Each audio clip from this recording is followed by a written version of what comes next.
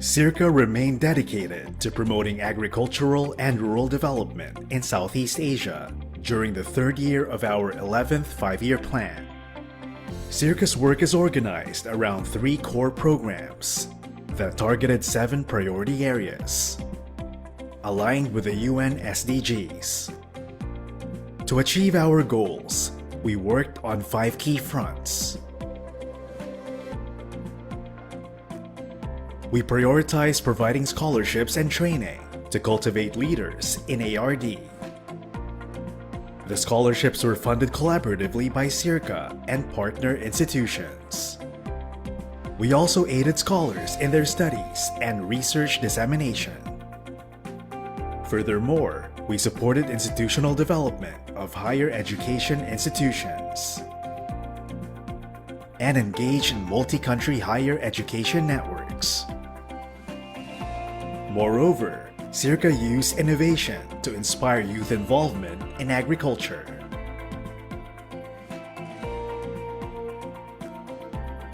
We recognized the role of policies in agricultural transformation and conducted extensive research to inform program development and policy support.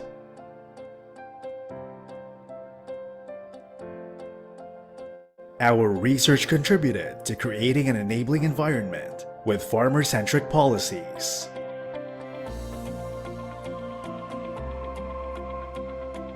SEARCA backed agri-tech solutions to improve approaches at various points in the value chain.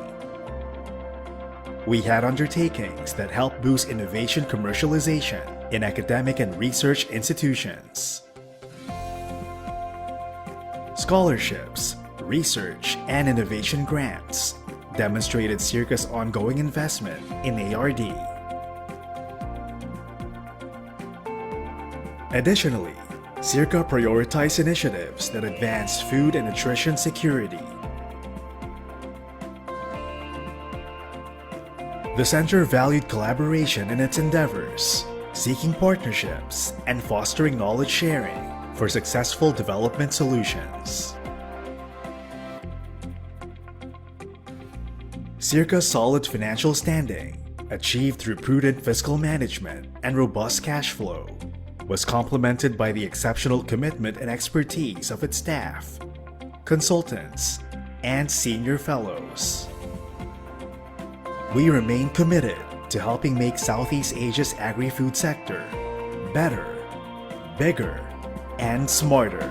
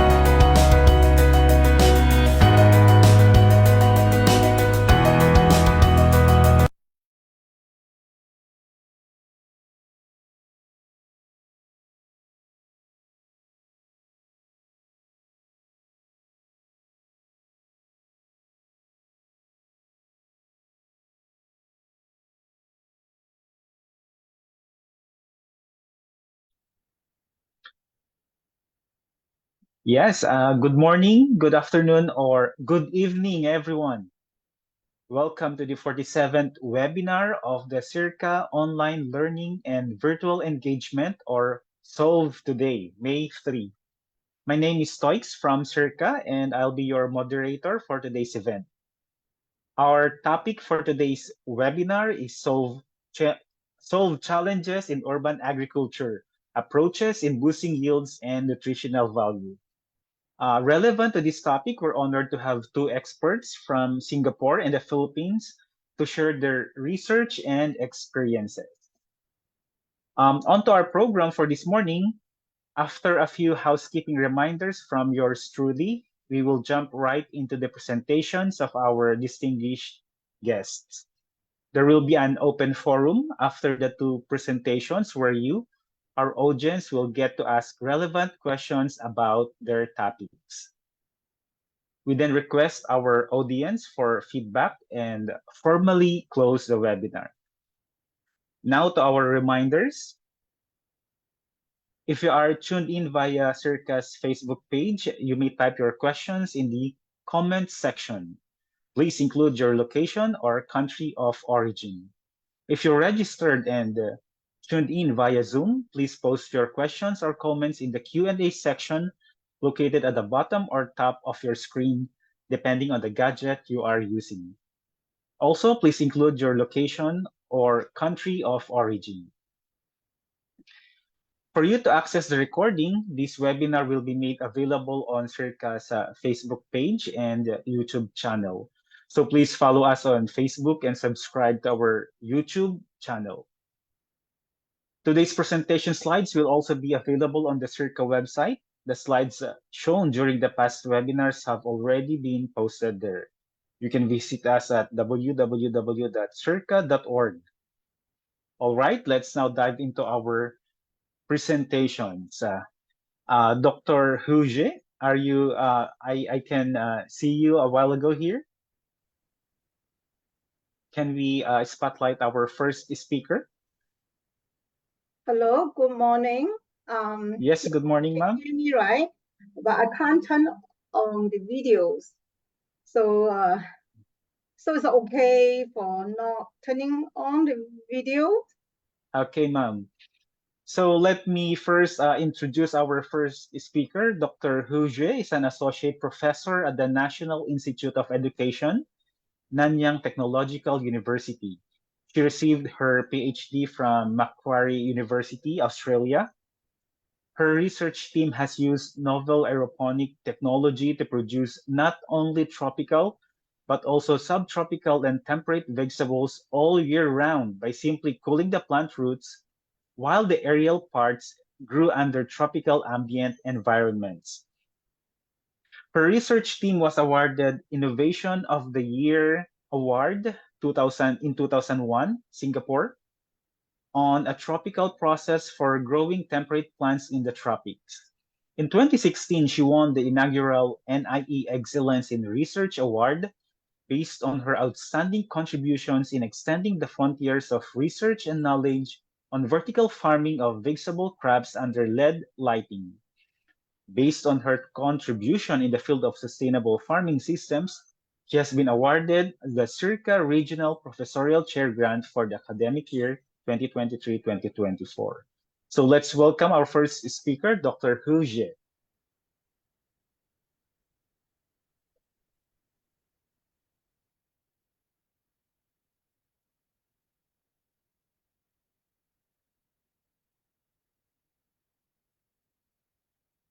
Good morning to everybody. Thank you, Stoxy, for your introductions. And I also like to thank Sol for inviting me to give this lecture. And thank you to all audience for taking time off your schedule to attend my talk on tropical greenhouse and indoor vegetable productions in Singapore. Yes, ma'am. You're welcome, ma'am. Ma'am, could you present your presentation in presentation view? Yes, can you see it now? Yes, ma'am. Thank you very much. Okay. Yes, this is my lecture outline. I gave an open lecture a few weeks ago, and also have the same outline and for 1 hour. Today, because I only have half an hour, so I just mainly focus on session 2 and session 5, highlighted in red. So after my short introductions, and today I'm going to focus on the research in Singapore. We know Singapore is a little red dot. We have only about 700 square kilometers of land area. So, but we have very high populations, about 6 million people this year. So our population density is very high. You can see the number over here. So therefore, our farms make up no more than 1% of total land. Compared to US, they have 40% of land used for farming. So therefore, forcing our small city-state to sell out around $10 billion each year, importing 90% of our food from about 170 countries. And to increase the food security and boost the efficiency use of farmland, our government in 2019 tendered out 36 new plots in the total area of 60 hectares of farmland on 20-year leases. Priority was given to a high-tech farm. To further strengthen our food security, in 2019, our government has set a goal to develop the capability and capacity to locally produce 30% of Singapore's nutritional need by 2030. That's what we call 30 by 30 goal. So to achieve this goal, technology is a key enabler to help farms to grow more with less. So in the other words, grow more on less land and less water. So the question is, can we actually do it? So my team actually started the research, far before 2019. So we start to, my team has been studying the physiological changes of aeroponically grow. We use the aeroponics. Later I'm going to explain to you what's the aeroponic. Grow leafy vegetable by cooling only the root zone, while the area portion are subjected to fluctuating a hot ambient temperature. Since I joined NIE in 1994. So this year I'm going to get my long service award for 30 years. So we carry out research on how to enhance productivity of aeroponically grow leafy vegetable in the tropical greenhouse through manipulation of root zone temperature. So aeroponics, is growing plants in the air, is a modified hydroponic cultures. So in the aeroponic growing system, roots are suspended in the air within the enclosed chamber. So you can see this enclosed chamber in which the nutrients is fed in the form of fine mist. So you might wondering, why do we need to cool the root zone? So according to our record, in this tropical greenhouse, typical the area conditions, from now, like April or May to April to August, average minimum temperatures of 26 degrees Celsius, average maximum temperatures of 38 degrees Celsius. For the roots, even worse, even hotter. So it can reach to as high as 40 degrees Celsius, lasts for 7 hours each day. So we know that high temperatures inhibit the growth of subtropical and temperate vegetable crops under tropical conditions. Therefore, we have to import more than 90% of subtropical and temperate crops from other countries, because we know that both air temperature and root zone temperature play a very crucial role as environmental factors influencing plant growth and eventually production yield. Compared to the root responses, the root responses to high temperature are understudied. So we know that roots can adjust their morphology and physiological tweaks when they respond to root zone temperature. However, a very few studies have done in this area, but we know that some studies have demonstrated that root zone temperature is more critical than air temperature in enhancing plant growth. So my team used the aeroponic farming system, growing system in Singapore. We can now grow different kinds of vegetables, including subtropical and temperate. vegetable without cooling the whole greenhouse, as long as the roots of the plant are cool. So cooling only the root zone of the vegetable crops save substantial amount of power energy compared to cool the whole greenhouse. So in the following slides, I will show you how healthy the temperate and subtropical crops grow in my greenhouse by cooling only the root zone. So like this, butterhead lettuce, this is coarse lettuce, and green Batavia lettuce, and red Batavia lettuce, and sweet basil, and Hong Kong gailan, and naibai, and mizuna, and kale, and a very nutritional ice plant. Okay, so you know that we're using the aeroponic farming system because they have a number of advantages. So they're very light in weight, and this system can limit the disease spread. So our products is pesticide free, and this system also a water saving system. So the system save water, making it ideal for a country like Singapore, where water is in shortage. For example, this is a growing aeroponic grow system in the greenhouse on my campus.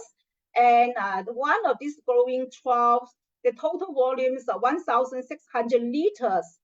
If this is a hydroponic, so you need to fill up the system with 1,600 liters of nutrient solution. But now aeroponic, so it's empty inside. So the whole system only, support by this reservoir of nutrient here, which is only 100 liters. So this whole trial here, for example, can grow 230 plants per 12. So after 3 to 4 weeks, we can gain 100 grams per plant. So together, the 23 kg for each of the 12 when harvest. And as only we talk about water use efficiency, is actually 1 kg of vegetable only use about 4 to 5 liters of water. So it's a 90% less of water than hydroponic systems. And so this system also very flexible. It allows a modification of the root zone environmental condition, not only temperature, but also we can elevate the CO2, and also we can manipulate the nutrient spray interval. These practice can use for commercial productions, research, and teaching purposes. And so because aeroponic is an ideal tool to study root morphology and physiology of the whole plants. So for example, when they harvest, you can see these are like temporary lettuce, these are subtropical gailan and naibai. You can see the whole intact plant. So we can analyze the root morphology. We also can study the root and shoot productivity. And also inside the greenhouse, we can carry out the responses of different plant physiological aspects to root zone temperature. So I just in these 2 slides, I'm going to show you what are the physiological study we carry out inside the greenhouse. So we study the light use efficiency by measure at a different time of the day, what is the photosystem 2, maximum photosystem 2 quantum yield under the different light. We also measure the electron transport rate. So against that different light intensity during the different time of the day, so we can see that the photosystem 2 efficiency decrease parallel. So you can see the decrease parallel in both in the plant, both grow under cool root zone temperature and the hot fluctuating tropical ambient temperature. So it decreased when the light intensity increased. This we call midday depression of photosynthesis. But for the plant grow with the cool root zone temperature have a less extent of decrease. All right. So also during the middle day, because increasing the light intensity, the plant will have increased the electron flow between the 2 photosystems, and the plant grow under cool root zone temperature have a higher electron transport rate compared to one growing the cool under the hot fluctuating ambient temperature. So the conclusion we can make is that cooling the root zone protect the temperate lettuce from midday depression or photosynthesis in the tropical greenhouse. So for the same plant, we also measure the leaf temperature and also the CO2 assimilation rate and also the stomata conductance.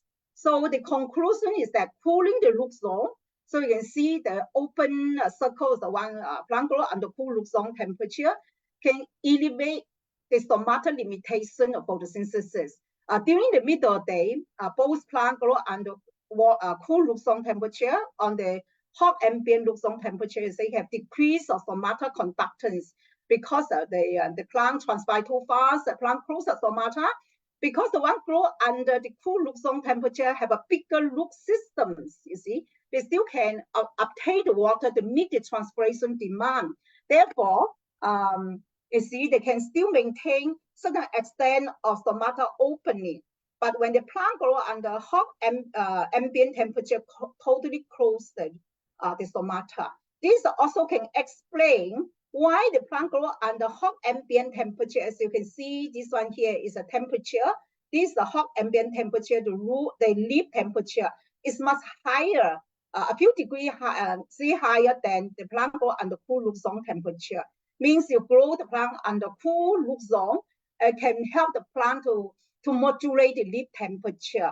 So therefore, and they still can, because with a higher uptake of water, they still can afford to open the stomata. Therefore, they have a higher CO2 assimilation rate. So this explains why the plant actually, by cooling only the root zone, while the aerial part subjected to a hot ambient temperature, they can have a higher productivity, as can show in this picture here. And because of time constraint, I won't be able to share with you all my research. So we have published more than 50 papers on how root zone temperature can affect root morphology, productivity, and different physiological aspects. Okay, when the plant are subjected to different root zone temperature, different root zone CO2, and when we modify the root zone composition and also spray interval. And for also in my recent publication paper, this is just published in the middle of March, is a review article. So I summarize, the changes of various physiological parameters of subtropical and temperate crops grown in tropical condition using aeroponic farming system. So all summarized in this diagram. So for those who are, interested in our research, you actually can read this article. It's an open access. Okay, so now I done my first part. I talk about manipulate the root zone temperature, how we actually can enhance the productivity. And also because although the aeroponic has been used to grow all kinds of leafy vegetables in the tropical greenhouse through cooling the root zone to save power energy. Higher energy costs are still incurred. So we know that many plants can remember the past event and the sub-leader stress, leading to an increase of tolerance for future stresses. This we call stress priming. So, from our other project, we tested if the root zone heat priming could serve as one of the promising strategy to further reduce a high energy consumption in cultivating vegetable crops in the tropical greenhouse. So this is one of the Singapore MOE teaching scholar. She's my final year. She was my final year BSc student. She took this project and worked with my team. So we carry out the research on the root zone heat priming effects on productivity, physiology, and nutritional quality. Because of time constraint, I just briefly introduce this study to you. And a paper already published in this journal called Plants and 2 years ago. And you can find out more detail from there. So inside the greenhouse, we actually work on two high-value leafy vegetables. One's called arugula, the other ones are lettuce. We grow both plants under cool root zone temperature for 10 days for the root asparagus and also to achieve certain size first. And then one group of plants remain in this 25 degrees Celsius for the whole growth period, which we use 36 days after transplanting. And then the other group, after 10 days, we transfer to a 38 degrees Celsius. We call this is a sub-leader. So this high temperature will not cause a very tremendous effects, but we call this is a priming to train the plant. And for 10 days, and the third group, we grow them for 20 days under full loop zone temperature without training.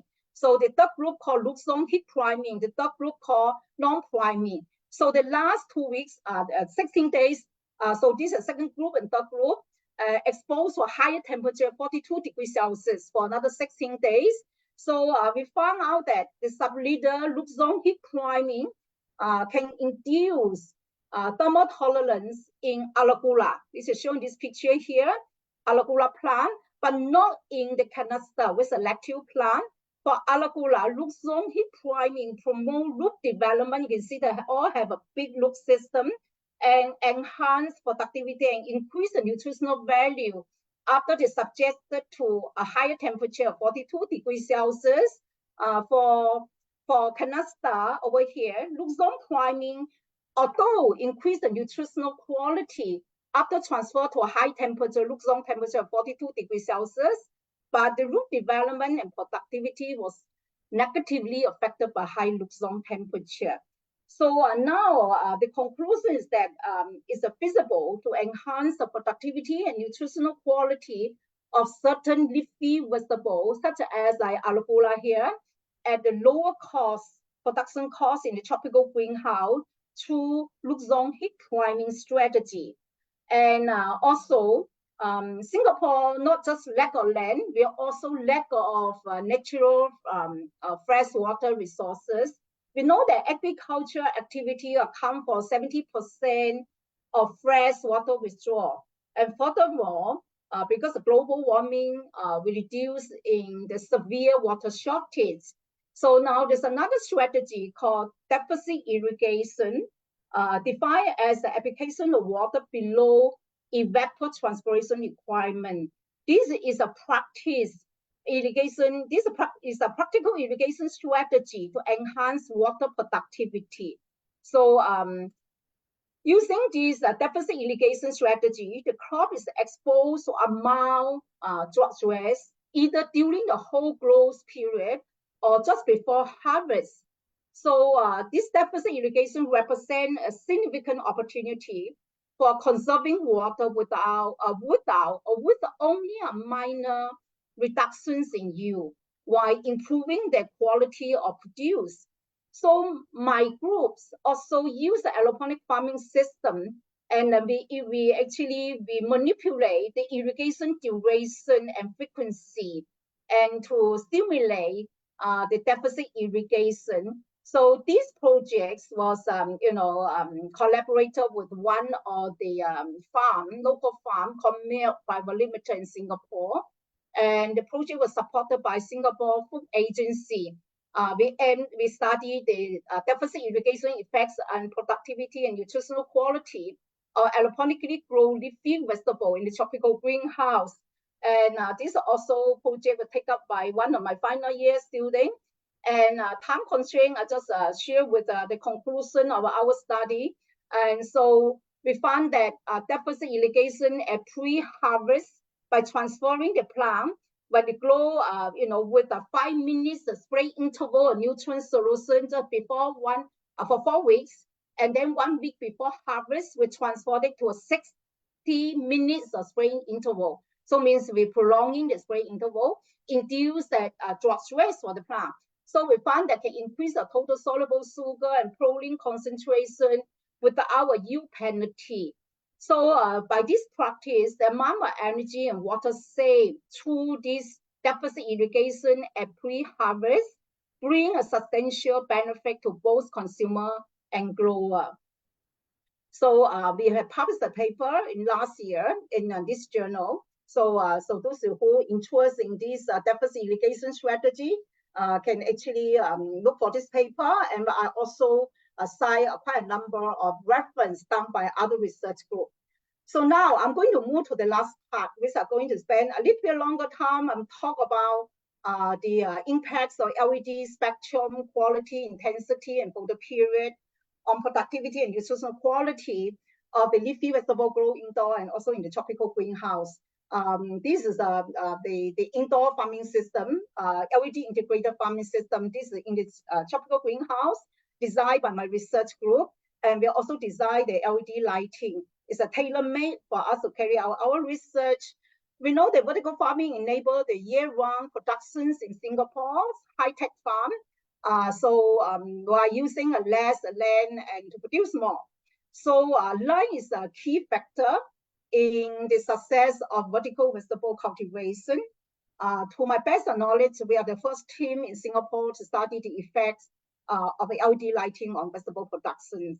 And because we know that providing sufficient and effective lighting to plant not only allows fast growth, but also minimize energy utilization.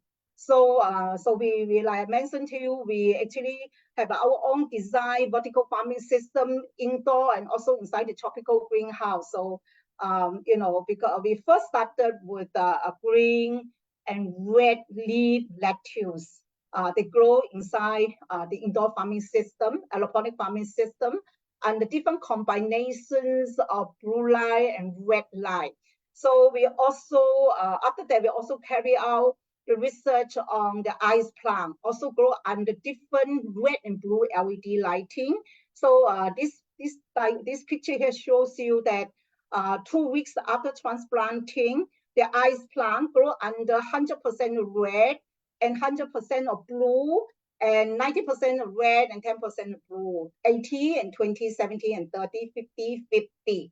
So you can see the combination of red and blue lights are different. The other condition, they are the same growth condition, but you can see it's a very difference.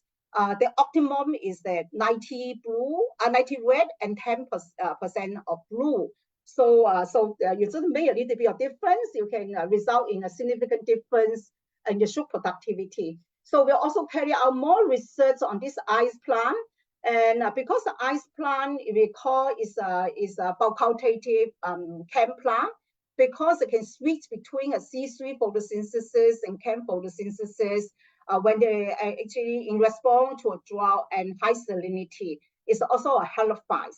So when we grow inside indoor farming system, spraying with a freshwater nutrient solution, we found that this plant carry out C3 photosynthesis, grow very fast, have very high productivity, as you can see in the previous slide. 2 weeks after transplanting, so under 90% of red and 10% blue, we already can achieve 80 grams of the vegetable. But now the question we ask, they grow very fast. What about the nutritional value? And then we also study, the nutritional value of this vegetable. So I have another student who worked with me, worked very hard for this project. So we try to induce the drought stress and see whether actually the plant can switch to a chem photosynthesis, can increase the nutritional value. So we published a paper in this PLOS one. So you can see from the title of our paper, and drought does not induce a chem photosynthesis, but regulate photosynthesis and enhance the nutritional quality of an ice plant. Then we say, hey, drought stress cannot induce a chem. And what about salinity? Okay, stress. So then we have another project, actually work with also the MOE scholar. We study the LED spectrum quality and salinity interactions to see whether it can affect the growth photosynthesis and phytochemical productions. Yes, we found that they can switch between the C3 to a chem and under high salinity. So our project was featured by a local newspaper, Stress Time. And and after that, we also carry out the research experiment on the other halophyte, which is a C4 plant. So these are called the porcelain and very nutritional, halophyte. And then we also study the salinity, how they affect the nutritional value and productivity of this porcelain. We go them under LED lighting using a different salinity. So we found that high salinity reduce the plant growth and photosynthetic performance, but enhance a certain nutritional quality of these C4 halophytes. So under higher salinity, they can switch between a C4 and chem. So it's a very interesting. I have another student. This is the second author here is a master degree student. Then after that, I have another student, and who master degree student who actually carry out more study on this C4 halophile, and see how they can switch between a C4 and a C3. So she focused more on growth, physiology, and nutritional quality. We also published a paper in Plants last year. And then I have one more student, final year BSc student, who actually also grow that C4 halophile porcelain, grow indoors under different light intensity and durations. So we actually studied productivity, photosynthetic light use efficiency, and nitrogen metabolism and nutritional quality of these halophile plants. We also published a paper in the top journal of Frontier and Plant Research, and you can find out more detail from there. So yeah, now all these actually we do the LVT integrated vertical farming system indoor, and we also have a system inside the greenhouse. So I'm going to share with you, the work we've done in the greenhouse. So because we know indoor farming requires temperature and light control, it's very expensive. Everything must control, and it costs a lot of energy. And to achieve this 30 by 30 goal in Singapore, and also using a grow small with a less strategy, it's not possible to totally rely on high energy cost indoor vertical farming system.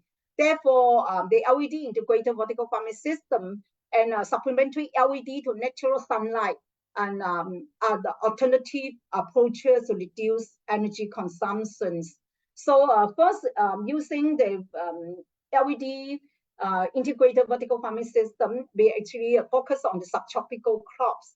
These are the popular Asia leafy green. So we carry out the research on the photosynthesis, productivity, and quality of the these are 3 different leafy vegetable grow and the different combination, intensity, and duration of LED inside the greenhouse. So you can see these are the 3 subtropical crops go inside the tropical greenhouse under LED lighting with a different combination of red and blue and white light.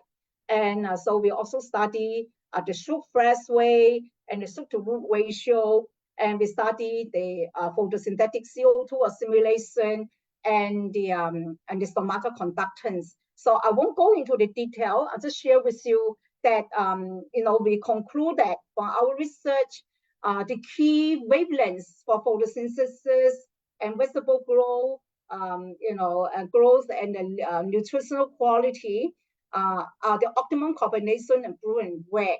But many other wavelengths, including the green light and the UV radiation, also have important roles. But one thing is complicated is we can't have a so-called light recipe. So I always heard from the growers say, hey, whether you can give us a recipe, but unfortunately there's no recipe because the different species have a different requirement, and not only the light. In the greenhouse, in the tropical greenhouse, other environmental factors also play a role, like relative humidity, temperature. So therefore, it's become a very complicated. So there's no recipe, okay? And all right, so now we also carry out some research and supplemented the LED lighting in addition to natural sunlight for greenhouse vegetable productions. And this is also an alternative approach to reduce energy consumption. So this is a different setup for the different experiment we carry out inside the greenhouse. We still actually combine the LED lighting to the natural sunlight. So now I can share with you one of the the projects that also carry out with my final year student. She's also a MOE teaching scholar. So this student worked very hard, a very smart student. They actually helped me to obtain a lot of meaningful, interesting results. So I just share with you, we work on the temperate cost lettuce. These projects are actually to investigate the effects of quantity of supplementary LED lightings on growth and productivity, and also light use efficiency. So we actually supplement the plant with additional LED lighting at 2 different levels. So I'll share with you next slide. So we focus on these electron transport chain. This is a component called cytochrome B6F complex. And so we want to do something which go into a little bit depth, to understand the mechanism why the plant grow in the greenhouse can actually can enhance the productivity and photosynthesis when you increase the light by supplementing the LED lighting. So I can see that this plant with a supplementary of 150 ppfd, this is 300 double. So this will have a higher, when you give a higher supplementary LED lighting, you have a higher shoot fresh rate and also higher photosynthesis. And we found that the higher electron transport rate, this is a top curve over here, 300 supplementary light, and this is a 150 micromole per meter square per second of the ppfd. Okay, so because we also measure the cytochrome P6F complex for the electron transport chain, and you can see that under the higher supplementary LED lighting, you have a higher concentration for this component. It's a protein complex on the cytochrome membrane.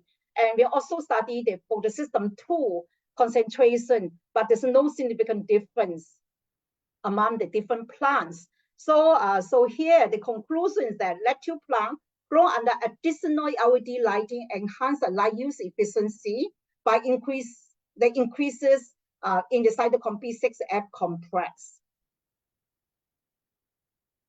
Okay, so for the impacts of LED spectrum quality, intensity, and for the period of the leafy vegetable grow indoor and inside the tropical greenhouse in Singapore, we still carry on the research, in this aspect. And so far we have published 15 papers.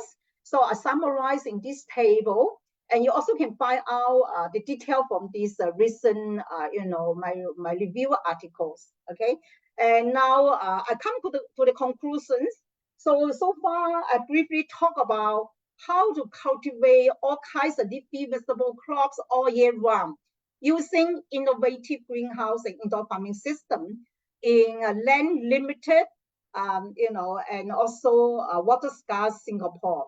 And first, I talk about true root zone cooling, while the area parts, maintain at hot ambient temperature. Now we grow subtropical and temperate vegetable will successfully grow aeroponically in the tropical greenhouse. And cooling only the root zone because it can promote the root growth and development. With a well-developed root system, vegetable crops and enhance the water uptake and thus protecting the subtropical and temperate plant from midday depression of photosynthesis in the tropical greenhouse. So because the cooling only the root zone of the vegetable crops can save substantial amount of power energy compared to cooling the whole greenhouse. Therefore, this is a cost-effective method. And so I also talk briefly about the loop heat priming. Okay, this is a viable approach to increase both productivity and nutritional values, and also thus reducing of production costs. And also another strategy is deficit irrigation induced by prolonging the nutrient spray interval at harvest, because using aeroponic system is easy to manipulate this root zone spray interval. So using this practice, we can enhance the nutritional values, and we focus on the care without yield penalty and bringing the benefit to both consumer and grower. So to increase the land productivity, LED integrated vertical farming system have been established to grow the leafy vegetable indoor and also in the greenhouse.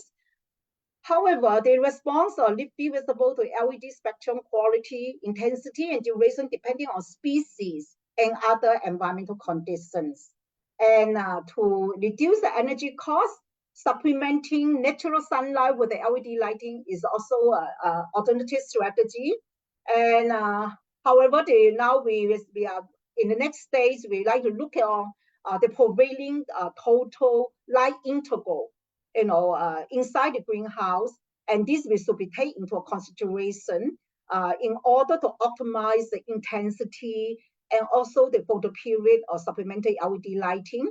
So therefore can save more power energy. So this merits our, our current and also the future study. And okay, now before I end my talk, I would like to thank all these, government agency, funding agency, and also the university, the Ministry of Education, for their financial support. My personally, actually, special, deeply indebted to the late Professor Lee Sing Kong, who was a former NIE director, for the opportunity he wisely and widely made available in plant physiology research or aeroponically grow temperate vegetable crops in the tropics through the manipulation of Luxon temperature. I also especially like to thank this lady, Dr. Ching Ling, who did her master, PhD, and also after that she worked with me in my lab for more than 20 years as a research fellow. For her, assistance and dedicated diligence and resourcefulness and extremely hard work, and continue to support me. Okay, also as well as all my other PhD students. Currently, I supervise 10 PhD students and more than 20 master degree students and more than 40 of PhD students, for the very hard independent works, and also for the technical support by my lab technician like Mr. Mobius and Mr. Davis, and throughout my different research projects. Okay, thank you very much for your attention.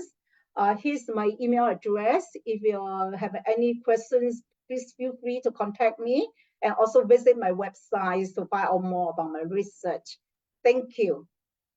Yeah, that are my talks. Yeah. Okay, thank you very much, Dr. Huje.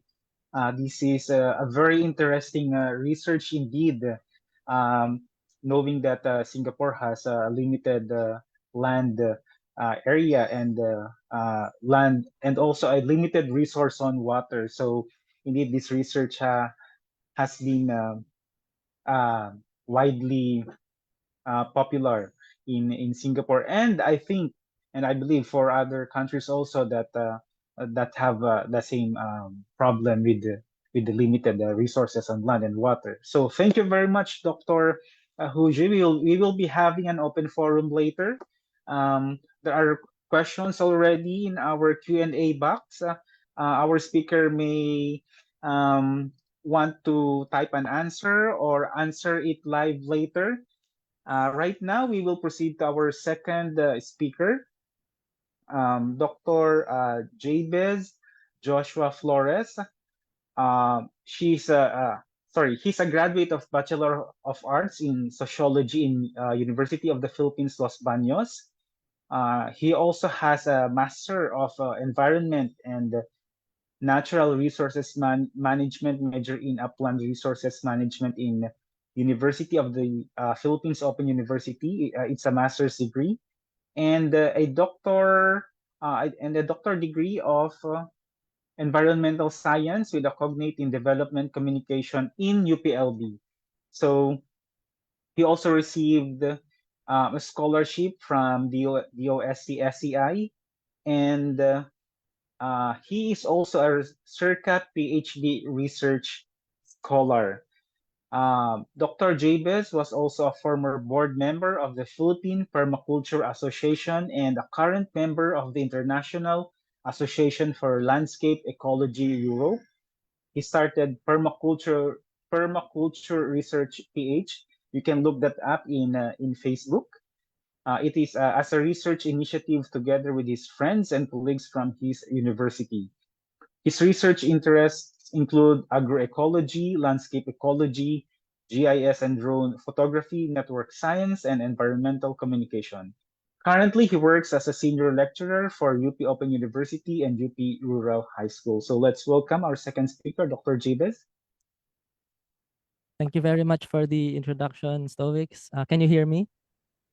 Yes, sir. We can hear you loud and clear. Okay, I will share my screen.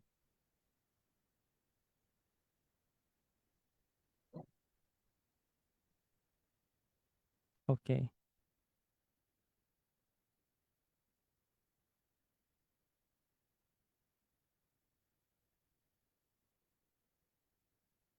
Okay. Thank you very much to SEARCA for inviting me to do this short lecture on permaculture designs in the Philippines. As said in my introduction earlier, I am a PhD research scholar of SEARCA, so I'm thankful for SEARCA for funding this research that I did in 2018, and I think this is my first time to present this in SEARCA, and I'm really excited to show you some results, not everything. So I'll be showing some designs from our previous study that was in 2018, and then we published that in 2021. And then I'm also excited to show what we're doing right now, the current projects that we're doing, and hopefully this will inspire you to take climate action as we try to achieve the 17 Sustainable Development Goals by 2030. Okay, so the title of my presentation for today is Permaculture Designs in the Philippines. This aims to give you an overview of what permaculture is and what permaculture designs look like.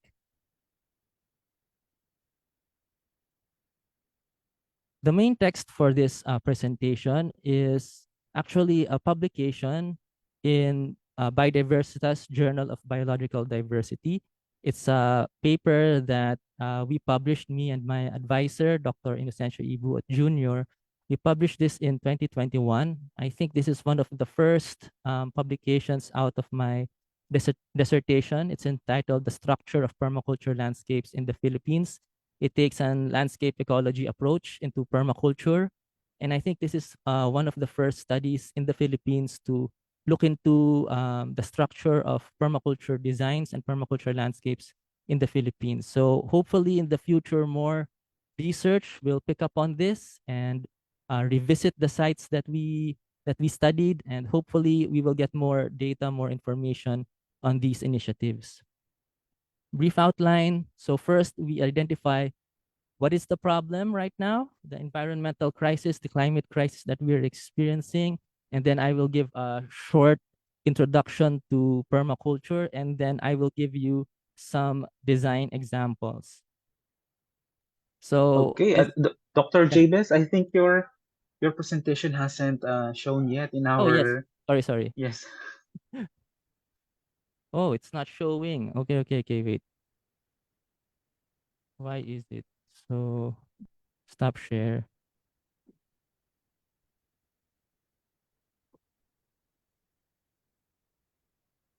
Okay, we can see now your You can see it now. presentation. Yes, Okay. sir. Let me try to. Can you see it changing? The slides changing? Okay, there we Yes, go. sir. So this is the outline. First, we identify the problem. Then I'll give you a short introduction to permaculture. And then I will give you some design examples.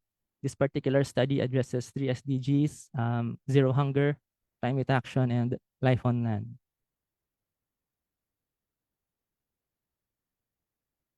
Okay, so what do farms look like? So if you're from the Philippines, you're familiar how our agricultural lands look like. It's like this, full of corn or rice, or like this. Although this is not in the Philippines, this is in a different country. But this is generally what farmlands or agricultural lands look like. So when we say a farm or an agricultural landscape, these are the images that we imagine. But the reality is, agriculture as a practice is extractive in itself. We always take from the land, but we never give back to to nature. We nourish ourselves, our bodies, but we deprive the ecosystems that make life possible. We have to remember that farms are not factories, and they are ecosystems themselves that support life and biodiversity. So the challenge is, can we reimagine how farms should look like? And the good news is, yes, there's another way to design farms, and it's called permaculture. So I'll read a quote here from our study. It says here, to address the disruptive effects of massive agricultural practices, permaculture as an alternative presents a major paradigm shift that aims to mimic the complexity and resilience of natural systems manifested in the design of agricultural landscape structures.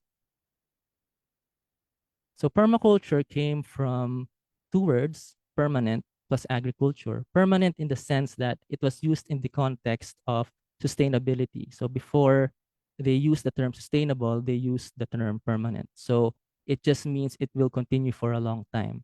So first, it was originally meant to be permanent plus agriculture.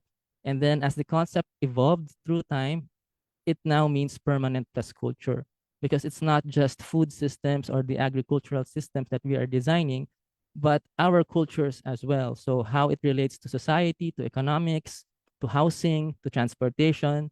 So the scope of permaculture has grown since it was conceived in the 1970s by its founders, Bill Mollison and David Holmgren, two scientists from Australia. Recently, we have a dictionary definition of permaculture. So I got this from the Oxford Advanced Learners Dictionary. It says here, permaculture is an approach to life and growing food that copies the way things happen in nature in order to create ways for people to live without damaging the environment. So it's a good simplified version of the definition of permaculture. So you can use that. And here, I want to remind our audience, the viewers, that permaculture is a design philosophy, it's a paradigm, it's a framework, and not just for sustainability, but for regeneration. So by regeneration or regenerative, it says here from the graphic of Savory Institute, when we're designing regenerative systems or landscapes, we have emphasis on the restoration of soil, of biodiversity, and absorption of water and carbon in our soils. So it's not just getting by or just being sustainable, although that is our goal for the next 6 years. Hopefully, in the coming decades, we strive to design regenerative landscapes and regenerative systems. Systems that give back to nature and not just live off of it, but actually the presence of humans is a beneficial thing for the natural world. Because currently we know that we are not exactly being beneficial to our natural environment. So hopefully we will get there before the 2030 climate deadline. So we have heard of many sustainable agricultural practices like conservation agri, regenerative agri, sustainable agriculture, organic agriculture. There are so many solutions that are available to us, supported by institutions like SEARCA, by our local governments, our national governments. And here comes permaculture. So what sets permaculture apart? And does it seek to replace these solutions? Well, the short answer is no. We need as many solutions as we can during this climate crisis, and permaculture is one of them. And the difference in permaculture is that it has emphasis on design. And this design emphasis is based on 3 ethics and principles. So I'll just go over these ethics and principles briefly, since this is not a permaculture workshop. I'll just give you an idea of what these ethics are. So the 3 main ethics of permaculture design is care for the earth, care for people, and fair share. So these are the 3 things that we take into account when we design systems. And then the 12 principles based on Holmgren's book in 2002, I think. First is observe and interact, catch and store energy, obtain a yield, apply self-regulation and accept feedback, use and value renewables, produce no waste, design from patterns to details, integrate, don't segregate, use small, slow solutions, use and value diversity, use edges and value the marginal, creatively use and respond to change. And that's the last one. So some notes here before we push through with this. In 1988, Mollison described permaculture as a system of assembling conceptual, material, and strategic components in a pattern which functions to benefit life in all its forms. So this system, when applied to agriculture, creates complex, diverse, and multifunctional landscapes. So this is the goal. However, such diverse landscapes share common features which seek to achieve household food security while being conscious of biodiversity. This is something that is quite tricky because right now we're in a situation that it seems like we have to choose. Do we choose food security over conservation of biodiversity? So what is more important for our survival? Well, actually, both is important. And I think both is equally important for our survival as a species, is to take care of our biodiversity and at the same time have enough food for humans. So this is the challenge right now. So I'll describe here some design characteristics that we found in our study. Originally, when you read permaculture literature and even in journal articles, you will see that permaculture designers follow a zonation system.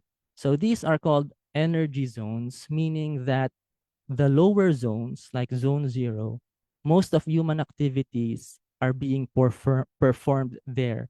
And as you go to the outer zones, there's less and less human presence and intervention.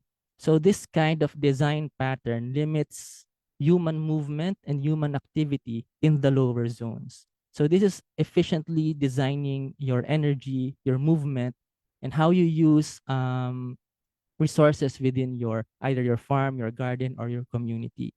So we took this idea from our review of literature, and then we wanted to know if permaculture designers in the Philippines are consciously or intentionally doing this zonation pattern. So here are some of our findings. Actually, even if permaculture designers are aware of this zonation pattern, but sometimes, or most of the time, we encounter ecosystems or properties that already have their components in place. So it's difficult to move around components, especially if these are trees or landscape features like ponds or rivers. We cannot move those things. So what permaculture designers do is design around the existing landscape, the existing terrain. So this is an example of the zone 4. So zone 4, just to give you a refresher, is what they call the food forest. So zone 0 is the house, typically the house. Zone 1 is the garden. Zone 2, if they have animals or livestock used for grazing. Zone 3 has cash crops, the ones they use for livelihood. Zone 4 is for food forest, for every layer of that area is edible. Zone 5 is more of a conceptual or philosophical zone, not necessarily included in their property. So it can be a nearby mountain or the coastline. This serves as an inspiration for design. So not many properties have zone 5s that's included within their perimeter. So this is like a philosophical or a conceptual zone that they maintain and do not touch. Okay, so in this next slide, these are the zone 4, the food forests. So these 11 photos here show different food forest designs based on the existing landscape and based on the ability and level of experience of each designer and how many people are involved in each project. So it's important to remember that no two permaculture designs are the same because permaculture design is dependent on what you have right now. So these people were just able to design around with the elements or the components in their landscape. So these are different zone 4 or food forest designs all over the Philippines, from Mountain Province to Zamboanga del Sur. Here's another zone that I want to show. Oh, before that, wait. I have to show the zone 1. Zone 1. Zone 1 examples or the home garden. So these are 12 examples. So we have different features for each zone 1. These are all home gardens, but different strategies are applied. Okay, so some apply aquaculture, other apply terraced gardening, others raised beds, other container gardening. Some have mandala designs. So it's different strategies according to what they know, what they have researched, based on the consultants that they have, based on the recommendations of their friends. So the zone 1 is, as you can see, is really very diverse in terms of the number of species found in these gardens near the home, or the zone 0. So aside from the zonation, another design characteristic that we found out is the relationship of different components or the connectivity of components. Bill Mollison said that every component of a design should function in many ways. Every essential function should be supported by many components. So this just says that everything that you put in your property or in your project or in your community does not exist independently. It means that nothing exists in isolation. Everything has a multiple function or multiple use. So you can have different or several sustainable agri technologies in one place, but you do not use them independently. Everything else, every subsystem that you have should be benefiting from the other subsystems that you have within your design. So here in the study, I put an asterisk there for the term components because landscape elements like discrete objects like buildings and landscape components, which are continuous features like water or soil, are both referred to as components in our research, just to simplify things. And then we modeled the connectivity of these components based on 6 component categories that I will show in the next slide. So I already put the graph here. So there are 6 categories that you will find in a permaculture design. You have the biotic components, the abiotic, the non-living.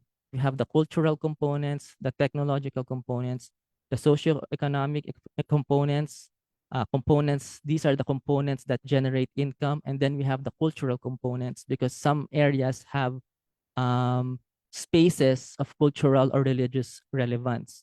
So this graph shows, this is a network graph, shows which of those 6 components are the most prominent or most well connected in the design. So based on this graph, the biotic components take center stage. It's in the middle, it's the most abundant, and it's the most well connected.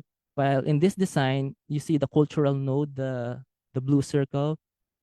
It means that there are not as many cultural components, or it's not as well connected with the other components on the landscape.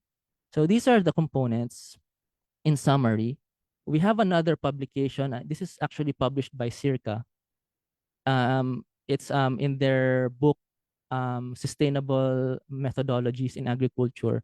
So the chapter of our study is entitled Documenting Permaculture Farm Landscapes in the Philippines Using a Drone with a Smartphone. In this chapter, we teach students, researchers, and farmers to use a budget drone, a very inexpensive drone that can take pictures from the air and try to analyze and monitor and document the relationship of components from the air or from the sky. And they have to look for these 6 component categories and understand the relationships of each of these components within the landscape using a network approach. So designs depend on the ecosystem and its available resources. So that's why it's hard to get, for example, a permaculture consultant to design your place without you being totally involved in the design process. Because you, as the proponent of the project or the initiative, you need to have a relationship with your landscape first. By having a relationship with your landscape, it means that you understand your own ecosystem, what are the available natural resources there, who are the people living in that area, what happens when it rains really hard, what happens during droughts. So you need to have a working relationship with the place or the area that you are designing. And it does not matter if it's 20 hectares or just 100 square meters. You need to know your place because the consultant has no idea how your place works or how your community works. You have to give significant input before you hire a consultant or become a consultant for yourself, actually.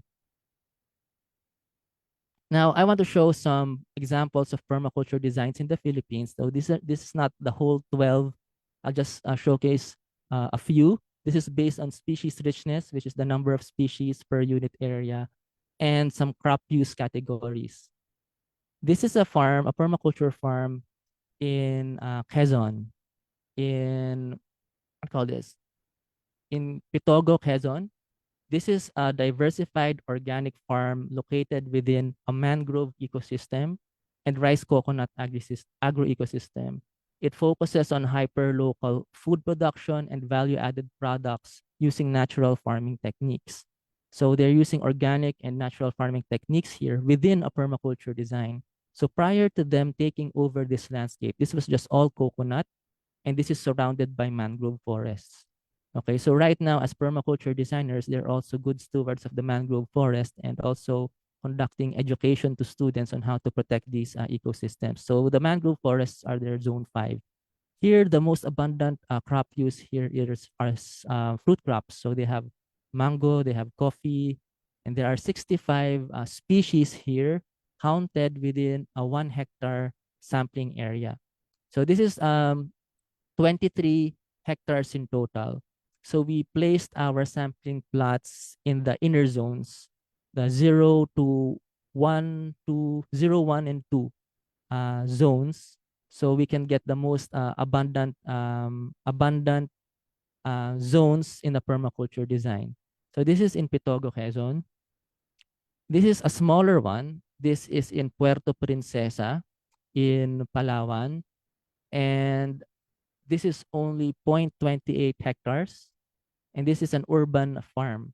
So this is a residential area and diversified organic urban farm based on an aquaponics system. It features an orphanage, a bed and breakfast service, and natural farming training services. So this is an example of an urban area. Actually, they did things vertically so that they have limited space. So in the buildings that have a second floor, they continue building urban farms and urban gardens in those places. But the distinguishing feature of this area, it's the whole design is anchored on aquaponics. Or an aquaponics system, because one of their main products is fish. And the design is really beneficial because the food being produced there is used in the orphanage. So this is what I mean by connectivity of components. The orphanage is not a separate design component. It's well connected and well integrated with the kitchen and also to the garden and the aquaponics system and so on. So in a smaller area, this is less than 1 hectare. So we did a full inventory of the plants here. So we found 62 species here, and most of their crops here are vegetable crops. Another one closer to Laguna is in Bae. This is a residential farm resort setup, so it's a different one with rice production, organic herbs and vegetables, and free-range native pigs. You can see a watch now icon here. You can go to YouTube and type permaculture research PH. Each of these sites has a vlog episode. So you can watch each of these sites in detail, the interviews with the owners and the designers. This one in particular is interesting because the design was driven by the free-ranging pigs. Okay, so they just have pigs there doing the designing for them, and then they just plant their vegetables and fruit trees around that idea of free-range pigs. So here we also found 62 species in a 1 hectare sampling area. This one is a smaller one in Isabela, further up north in the Philippines. And this one is an isolated do-it-yourself. Do-it-yourself homestead property. So for those who are interested in homestead designs, so this is only 1 hectare. It has a vegetable and herb garden. And this is the unique feature. This garden is buffered by native trees. So one of the, or creating forest edges around the property. So this attracts a lot of biodiversity into the property, lessening the use for even organic pesticides because the birds serve as predators for the pests. Most of the crops here are fruit crops, also planted along the forest edge. 58 species were found here with a full inventory. And this is one of the more popular permaculture sites in the Philippines. This is where I went to school for permaculture design certificate. This is in Cabiao, Nueva Ecija. This is a different one because this is a permaculture site in the middle of a rice agro-ecosystem. So this is just all rice. But when you search on it, when you search for it on Google Maps, you will actually see it quickly because it's like a forest in the middle of a rice field. So their main product here is also rice, but they were able to design forest edges or wildlife corridors. And they were able to pepper in some guilds or plant guilds, a group of beneficial plants in the middle. And this was also designed to catch rainwater because this area is sloping towards here, the south. So they have a giant pond here, a catchment pond to catch all of the water. So this is an example of a large scale design. For our more recent project in 2022 in the UP Open University, where I teach, um, I was asked by the dean to design a permaculture garden in the back of one of our buildings. So in October 2022, this was the landscape. So it was just dried grass, okay, with depressions on the ground. And I asked the gardener there, Ate Jane Redanga, who is an expert organic farmer also. I asked her about the features of the landscape, and when it rains, where do the water collect? So where are the water logging places? So we took that into consideration and then designed it according to the existing plants that are there. So in just less than a year, we were able to create an ecosystem like this, the photo in the bottom. So you can see there's already a pond. So this is where the water logging occurs because there's a creek nearby.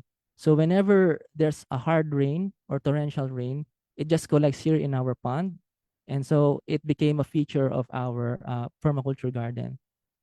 In 2024, this is a recent photo. From 200 square meters, we're already expanding our permaculture garden. It's now 2,000 square meters, and we've already involved the participation of not just us, but also the students, the faculty, and the staff. And part of the design is to make the garden part of our culture in the campus. So it's not just a garden for growing vegetables. So many research are geared towards knowing more about different planting methods, irrigation techniques. Actually, if you can see the building, the whole building is a rainwater harvesting system. So all of the water that's collected from these roofs is collected in a cistern underground, and the water saved there is being used for irrigation in this area. So we have this Adopt a Plot program where each of the staff and faculty adopts a 2 by 2 square meter plot. So we can do our own research um, on residential and urban agri setups with a permaculture design. So currently they are implementing many uh, design features like this one. We have the wick irrigation here, a project of one office. We have here the banana circle with the compost pit in the middle.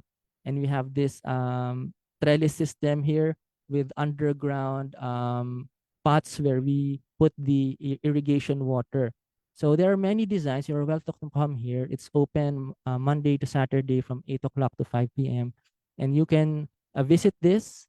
We have staff there and you can interview them if you're interested how to design permaculture in small ways, not in 1 hectare or 24 hectare spaces. We did some biodiversity surveys there. In last year, there were 22 observed bird species. And then just recently, a zoology class documented 27 observed species from 6 o'clock to 9 o'clock a.m. last month. And then we counted all of our plants there, 183 crops growing together in that small space. And we have yet to identify 17 types of grasses there that's growing naturally. And the design of this garden is actually not just focused on the campus. It is designed to connect to a larger ecosystem, and it's designed to connect with Mount Makiling because there's a riparian corridor or a wildlife corridor that's connected from the UP Open University campus and the Mount Makiling. So we want to enhance that corridor by connecting our tree line with this existing tree corridor or wildlife corridor. So let's change the way we grow food and ask ourselves, is my garden or my farm or my project beneficial to the ecosystem? So it's not just about us being able to eat or grow our own food. We should ask ourselves are we contributing something to our local ecosystems? So it's not just about the people, but it's also about the planet and our environment. If you want to know more information about what we do, we have a Facebook, Instagram, and a YouTube channel that you can subscribe to. And also, We have these Facebook groups that you can join, especially the Philippine permaculture practitioners. And we were able to map, this is a continuing project, a collaborative permaculture map of the Philippines. There's already 200 plus practitioners who have put their locations of permaculture projects and initiatives all over the Philippines. And I'm also inviting you to this conference in July 10 to 12 in Caraga State University. It's an international forum on sustainability science. And then I have, oh, it doesn't show here, but I have upcoming lectures on permaculture on tomorrow and also on Monday. So I'm inviting you to these events as well. Okay, next. Okay, I guess that's it. This is the last slide. So thank you everyone for listening, and I welcome your questions later in the Q&A. Thank you.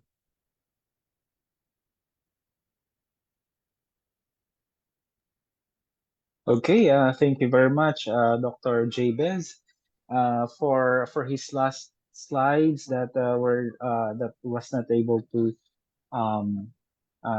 show. He will be having two speaking engagements tomorrow, May 4, 2024. He will be. You can check his Facebook page for these announcements. Also with the Data Horizons, this will be in it's a magazine, right? It's a magazine, Data Horizons. Yes. Okay, so that's it. So thank you very much, Dr. Jabez, for sharing your research also here in the Philippines, permaculture designs, and we are excited to know more about this also. And in UP Open University, we also have a course, right, Dr. Jabez, about this permaculture. Now Yes. we would like to open our open forum.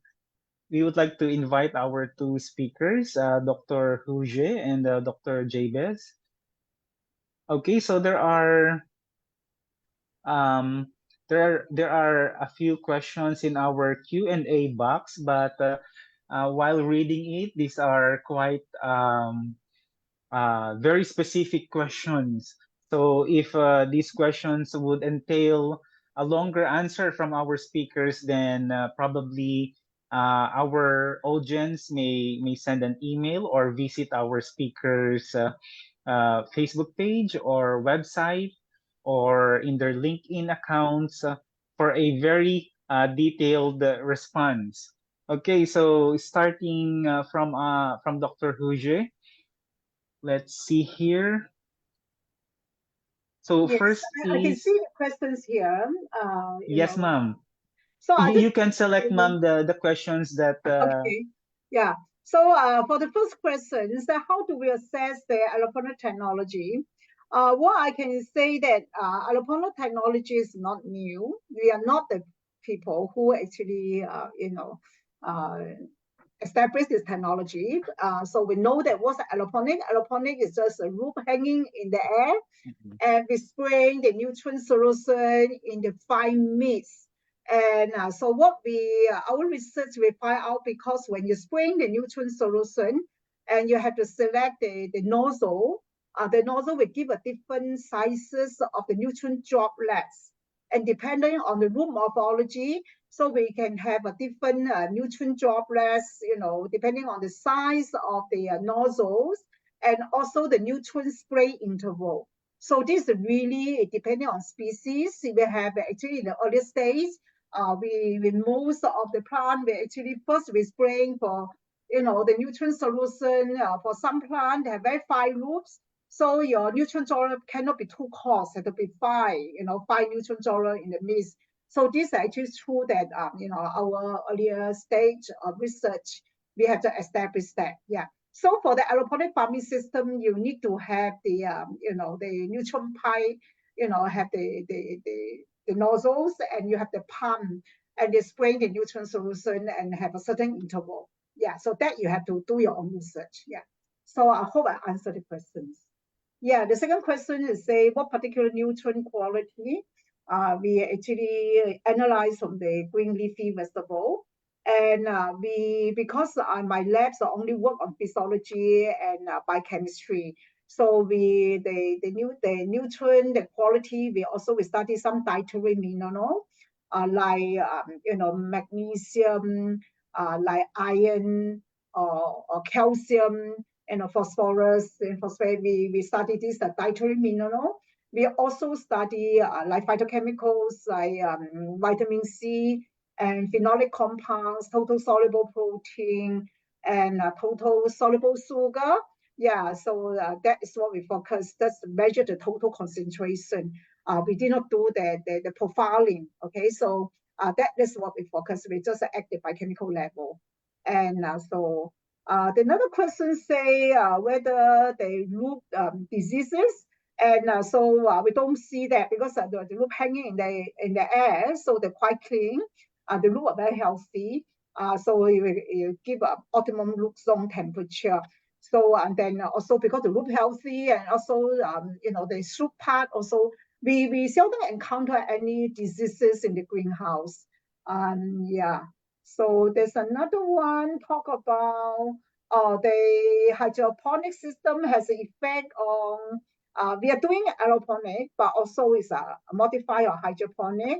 And talk about the sweetness, the fruit. We never work on the fruits.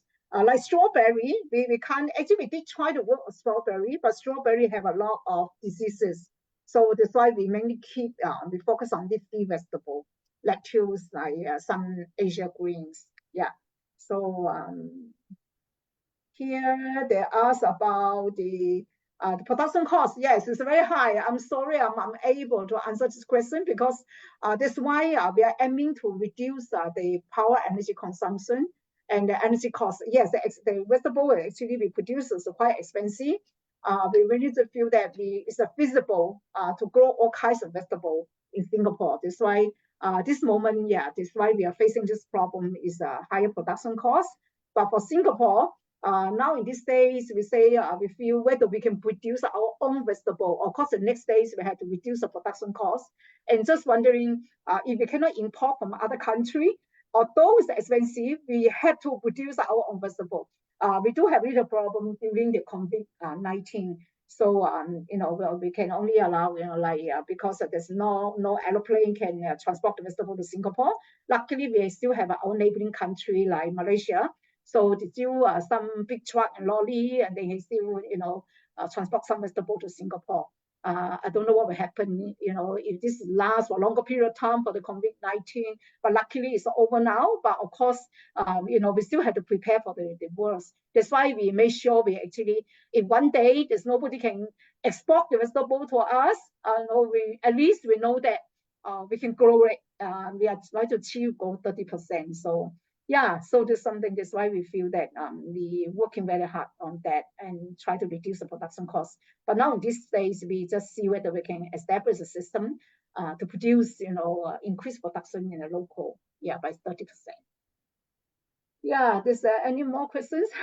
I don't know whether Sue should continue to talk about that. So stop me anytime. Yes, ma'am. I think you can select the questions that are related to your study and talk about the same thing. Talk about the production cost. Yes. Yeah, aeroponics is quite expensive. System, and also there's although there's quite a number of advantages, they also have disadvantages if they have a failure of the pump, and the root will dry out very soon. So there's something we are quite concerned about that. Yeah, so but it's good is that is save the water. Okay, so like we only have 100 liter water to support 1,600 liters of volumes of the production trough. So is that is why we choose aeroponics. So aeroponic can use it to grow a high value vegetable. So we don't grow those vegetable actually in the lower value. So we grow those expensive like I mentioned to you, I say we need to not just look at the productivity, we also look at the nutritional quality. So I always say, like my daughter just always use her as an example. She does not like to eat vegetables. So that's why we say we try to increase the nutritional value. So I do ask her, I say, if I compare, I give you 100 grams, but they have the same nutritional value for 1 kg. Which one you eat? She say, of course I eat 100 grams. So a small size of vegetable but have very high nutritional value. So our 30 by 30 goal is not just for productivity, but also nutritional value, support the nutritional value. Yeah. So here we try to, like we say, we're using some mild stress condition to increase the nutritional value and also in the lower production cost. Yeah. And okay, so let me answer all the questions. And here also ask about the mix interval and the volume. Yeah, so this is really depending on the crops. That's why we need to do a research to find out what is the optimum nutrient spray interval. It can vary from 5 minutes, the spraying for maybe 1 minute, and literally you have all the roots still have the nutrients, droplets surrounding the root. And then for 5 minutes interval, you also can increase to 10 minutes, 30 minutes, or even 60 minutes. Okay, so it depending on the crops. Yeah. So that is what we are still, try to work on it. So yeah. And let me see if there's. Yeah, I think that's all the question for my talk about the production cost and what are the nutrient, we are working on, and also the production cost. Yeah. Okay. Yeah. So Okay, so whether I missed any questions, I think this is how about that. Yeah. So yeah. okay, so we can also read some questions for Dr. Jabez.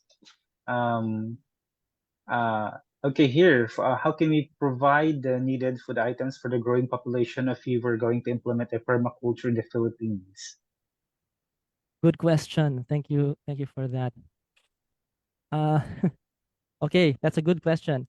The permaculture in terms of scale of having a permaculture design is it's really hard to go large scale immediately. Actually, permaculture works best in local settings. So instead of converting large tracts of agricultural land into a permaculturally designed one, it's better to have a network of small permaculture farms or gardens that provides for the immediate community, because each community has their own needs. And for the future, I'm seeing permaculture as supporting traditional agriculture, what we're doing right now, because we want to lessen the burden of farmers in producing the food items that we need. So, for example, in our experiment in the university, we're addressing the food needs or the food items of the campus, of our staff, our students, our faculty. So that's the design. So it's a small scale, but if other people want to practice permaculture, they should have their own initiative in their either village level, barangay level, and build a community around that design. So that's how permaculture works. It's a network. It's a network of initiatives. This is something that the Philippines does not have yet, because we have many sites, initiatives, projects that are not yet well connected. Okay, not yet well connected, and each of these are functioning independently. I'm not saying that they're not doing well. They're doing well independently, but hopefully they will network to other people as well, and those other people will start designing locally also. So I think this would be a good transition, a way to transition into a more sustainable agriculture for our country. And we can also incorporate the many technologies that we're developing right now, especially for those in small spaces or those who, like in Singapore, with less land and less water. So we're trying to incorporate like Internet of Things into areas that need constant monitoring. So permaculture is not really technology averse. Okay, actually we need technology because right now we're monitoring a lot of things. We need information, we need data on a lot of things because this will be our designs. So hopefully with these initiatives right now by permaculture practitioners all over the world and the country, more interest will be generated and we can gain support from our national government and local government and really incentivize these people who are championing sustainable agriculture and other ecological practices. Okay. Thank you for that answer, Dr. Jabez. Um, there's another question here about uh, what permaculture design would be best applied, but I'm sure it's not just reading the question and giving suggestions or giving the design. But could you give us a little bit of an idea on how do you assess or how do you suggest a permaculture design on a place? Do you go to the place first and visit the place first?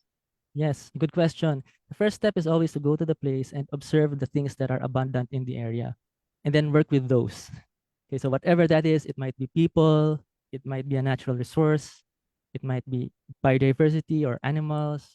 So work from there, do a lot of observation. Before designing something, the observation process can take like a month, 2 months, to even a year. Actually, observation is a continuous process, observing and interacting. So you get to know the place more. So um, personally, as a designer myself, as a permaculture designer myself, the first things that I look for are birds. Okay, so I look for the presence of birds. And then when it rains, I go to the area and look for waterlogged areas. Or in Tagalog, saan nagbabaha because I need to see those places. And those areas that collect water, you design around them because that will be your natural sources of water. Okay, so personally, that's my approach, but there are many approaches. But for me, how I that's how I see it. Okay, so I think that's the first step. As Sir Fortus has said, there's a during the rainy season, there's a Mm. water lag for 3 months, and that's one of the things that need to be considered. If Sir Fortus would like to know more, then he may contact you on your Facebook. Yes, thank you. Okay, let's see. How about? Oh, how about seminar or workshops on permaculture? Are there hands-on seminars or trainings that you offer? Oh, not me, but um, there's you should look up on Google Philippine Permaculture Association. They have regular hands-on training every year. I think that's twice a year. So that's one. Another is UP Open University is actually partnered with Philippine Permaculture Association. So we're offering a course twice a year, but this is online. So it focuses on designing your property or your area. So this is not a real permaculture design certificate course like the hands-on one, but this is more as a supplement or an introduction if you want to go deeper into permaculture design. Go to Philippine Permaculture Practitioners Facebook group. I think most practitioners are there, so you can wait for workshops because there are independent permaculture educators now. You can follow them on social media. Actually, most of them are, or not most of them, all of them are affiliated with Philippine Permaculture Association or a product of a permaculture school because that's what you get. That's where you get your training. And personally, permaculture research PH does not conduct workshops. We what we do is we study those who practice permaculture. So we do not teach permaculture. So we study those who practice. So on Monday, I have a face-to-face seminar on how to use drones or unmanned aerial vehicles in studying permaculture landscapes. So if you're interested in that kind of technology, you can attend that here in UP Los Baños. Okay, there are other questions, but our time is limited, and we want to take a photo with our speakers, with Can Dr. I just Huje, answer a and couple more I questions? I saw that. sure, ma'am. Yeah, Sure. can I give a quick answer? So this question here asked me, I think it's quite a question a lot of people may want to know if they don't have much knowledge about the, the soilless culture, like hydroponic, aeroponic, because soilless culture. And the nutrient formula solution we base on the nutrient we analyze from the leaf, on the plant tissue. So like we give a 13 essential mineral to the plant, some are macronutrients, some are micronutrients. Because this question asks whether the solution they use in hydroponic is safe for those who consume the vegetable. Yeah, I think yes, it's safe if you use a formula, nutrient formula already established by scientists, and we just provide what the plant needs. You don't feed the plant with the proteins and sugar. You feed the plant with a mineral, inorganic mineral. The plant made their own organic through photosynthesis and use the energy and to obtain the mineral by the roots and also the water. So that's why we are doing the whole plant physiology. We know that you have to provide an optimum ambient condition, also the optimum root, the mineral and the nutrients. Yeah, it's a safe if you actually give a safe use the formula and say nutrient solution. Yeah, so I know that people will feel that whether your vegetable is a chemical, you have to make using the organic. I think maybe the nutrient we made for the plant is actually safe for us to eat the vegetable. Even the vegetable actually have a heavy metal like copper and zinc. And if we don't have a zinc, our body will die. Okay, so but we don't give a lot of copper and zinc to the plant. They need the copper and the zinc. We also need that for our metabolism, like the heavy metal. So depending on, you have to give a fresh nutrient solution. There's also another question asked me whether the Karaki method is a good hydroponic. Karaki method, definitely people use to grow vegetable, I think mainly maybe in a small scale. And they need very less energy because they don't have palm, don't need the palm compared to aeroponic. We use even hydroponic, you need to do the aeration of the nutrient solution. But for this Karaki one, I think the nutrient just passive deliver, for the root to uptake. And although I will not say good or not good, depending on your system and how you grow vegetable, but definitely it's much cheaper. Yeah, this method. Yeah. Sorry, I just need to. I think these two questions that maybe that people who answer they may expect the answer. Yeah. Okay. So maybe I missed some of the questions, but please feel free to send me an email. So I will try my best to answer the question. Okay. Yeah. Stop here. Yes. Okay. Yeah. Thank you very much, ma'am, for answering those questions. Actually, those questions are very relevant and important, especially to our audience who are going, let's say, organic or something on a cleaner plate. And as our speaker has said, aeroponics and even permaculture, these are safe, these are non-toxic. This has been, especially for the as our speaker has said, has been tested and studied because they are doing the research themselves. So okay, thank you very much. Now I would like to ask our team for team from SEARCA also to have their cameras open for our photo op.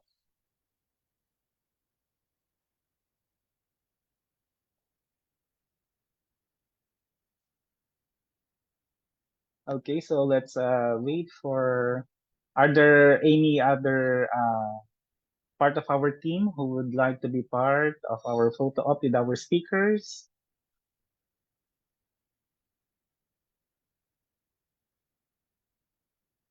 For our audience, please stand by. We have some announcements for the feedback form and for your certificates.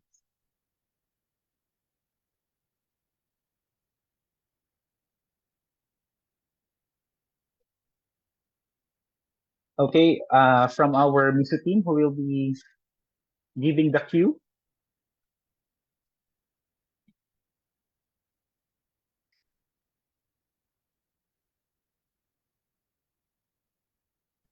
On the count of three. 1, 2, 3. Another one. Keep smiling. 1, 2, 3. Thank you, everybody. Okay, thank you very much, especially to our two distinguished speakers, Dr. Huje and Dr. Jabez Joshua Flores, for giving and sharing your expertise to us. Any last words to our audience before we close our program? Dr. Huje, do you want to invite them to be part of your team in Singapore, or those who would like to study there, masters or PhD, and be part of your research? Yeah, please feel free to contact me. Yeah, if you are interested in our research. Yeah. Thank you. Yeah, thank you for inviting me. I'm very happy to share with. I'm so impressed by the number of the audience. We have 100. Now I can see more than 170s. Yeah, so yeah, it's good. Good job. Yes, Yeah. and we are also live streamed via Facebook right now. So those who would like to watch again our webinar, it is available in SEARCA's Facebook. For Dr. Jabez, any last words? Thanks again for the invitation. And thank you, Dr. Huji, for that talk. Dr. Jesper, yeah. There's so much developments in her research. Hopefully, our research your research is new to me because we don't have the land area. Yeah. Yes, So it's nice to see a different perspective on a different context in a different country.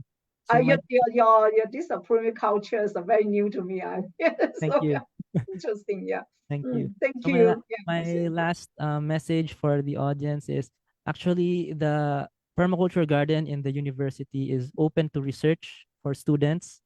So you can just write a letter to us telling us your abstract and your concept note, and you can conduct your research with us. And it's open from Monday to Saturday, 8 a.m. to 5 p.m. And just a final challenge. The FAO posted yesterday on LinkedIn, and they said that we have 17 sustainable development goals and 6 years to go. So I hope that we all do our best and try to use as many solutions as we can and work together for a food secure future. So thank you. Thank you. Yeah. Okay, thank you very much. Now we would like also to hear from our audience by filling out our feedback form. You may scan the QR code or type bit.ly/47th solve. Certificate will be sent to those who will fill out the feedback form. So please expect your certificates within 2 weeks. Okay, so the link and the QR code, you can access these in our SEARCA's Facebook page after the webinar. And that ends our 47 Solve. Thank you to all our attendees and of course our two resource speakers for being with us today. We hope to see you in the next webinar sometime in July. So please stay tuned for announcements on SEARCA's social media channels. Again, my name is Stoix on behalf of SEARCA and our team here from the Training for Development Unit and from MISU. Maraming salamat po and we wish you all a good day. Thank you.